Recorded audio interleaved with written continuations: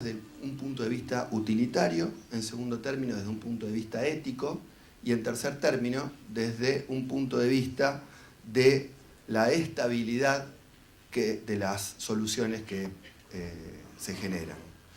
Desde el punto de vista utilitario está claro que intervenciones de esta naturaleza implican, en primer lugar, ahorrar muchos problemas y recursos para enfrentar esta cuestión de la violencia creciente en algunos ámbitos. Asimismo también implica evitar que el conflicto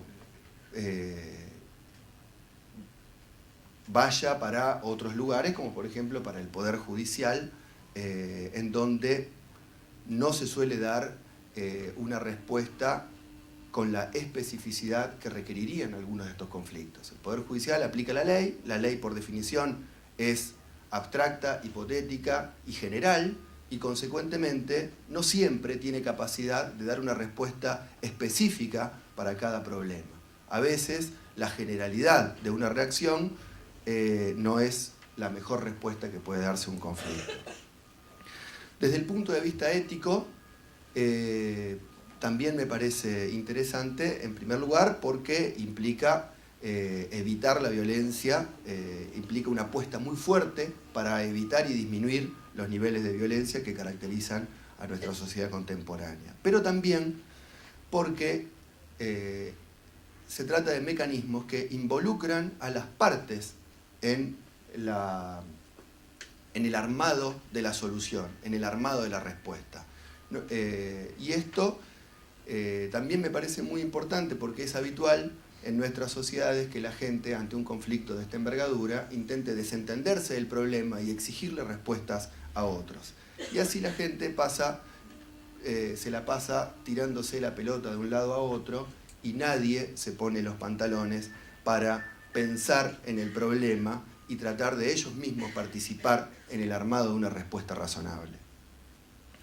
Esto último tiene que ver también con la tercera característica que quería describir, que es lo estable que son las respuestas que generan estos mecanismos alternativos. Y digo estable porque al participar los interesados en el armado de la solución al problema, es mucho más sencillo de que adhieran a lo que implican estas soluciones. Es muy diferente cuando esas soluciones vienen impuestas por la autoridad, por un juez, vienen impuestas desde otro lugar. Y entonces los interesados simplemente la acatan, no siempre la aceptan. Y en estos casos, las soluciones como surgen de los propios involucrados son mucho más sustentables y mucho más estables. Además que quienes mejor informados están acerca de las características del problema son los propios involucrados, lo cual hace que estas soluciones muchas veces, o hay muchas posibilidades de que estas soluciones sean además mucho más idóneas que las que le podría dar una autoridad o un juez, que son terceros que a veces ni conocen el lugar de los hechos. En relación a las experiencias que se dieron acá en la provincia, que recién describía el doctor Capielo, yo creo, quisiera advertir también y hacer algunos señalamientos respecto de lo que implicaron estas experiencias en relación al uso de estos mecanismos. Estos mecanismos todos implican un llamado al diálogo y a la reflexión. Y esto, cuando de lo que estamos hablando es de violencia e inseguridad, creo que es esencial. Hay una característica que es común a las respuestas más habituales que se encuentran en materia de inseguridad y de violencia. Y es que casi siempre, casi hay como un reflejo para que estas respuestas a los problemas de inseguridad y a los problemas de violencia siempre impliquen exclusión y represión. A veces las dos cosas juntas, o sea, exclusión y o represión. Y esto no es en la órbita solamente de los efectores de salud, por supuesto. Esto basta ver, prender la televisión y ver cualquier noticiario y van a ver que las respuestas que se exigen, que se piden, son siempre de esta naturaleza. Respuestas que impliquen represión y o exclusión.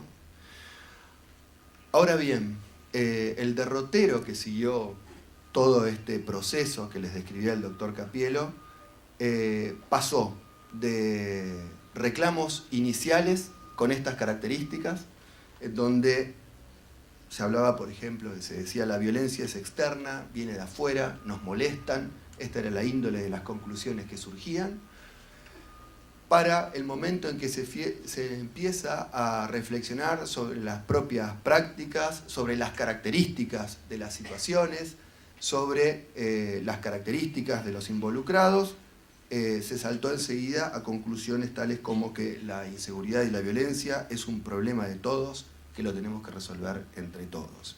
Y estoy citando conclusiones de todos estos talleres, de todas estas reuniones.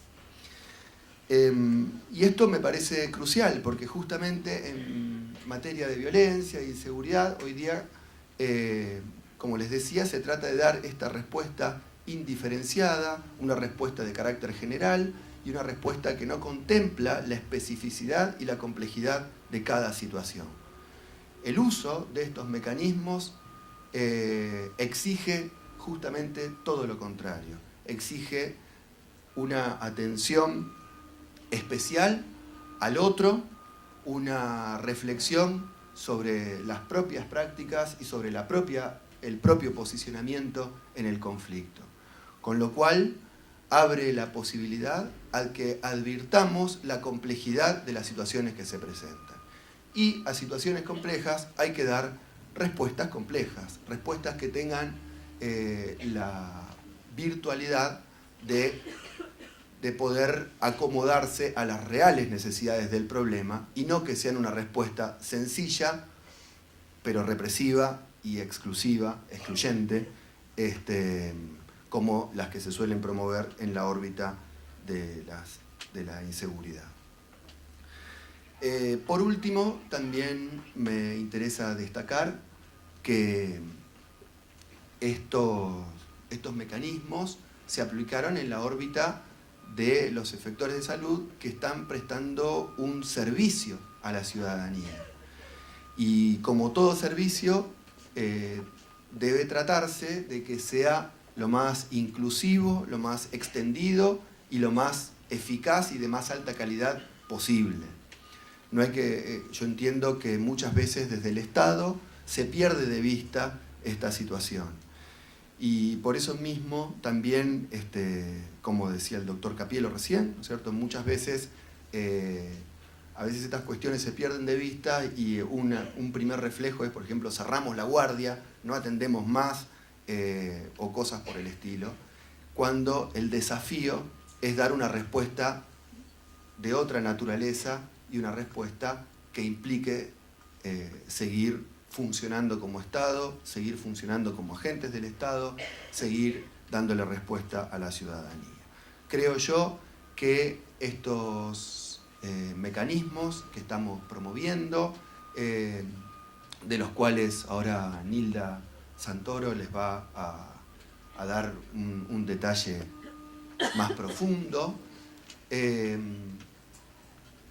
son una herramienta adecuada para enfrentar el problema de la violencia, no solo en los hospitales, sino en la sociedad en general, y creo yo también que son la primera herramienta que tiene que empezar a considerar el Estado antes que el uso de la fuerza pública para llevar adelante sus cometidos. Así que muchas gracias y los dejo conmigo.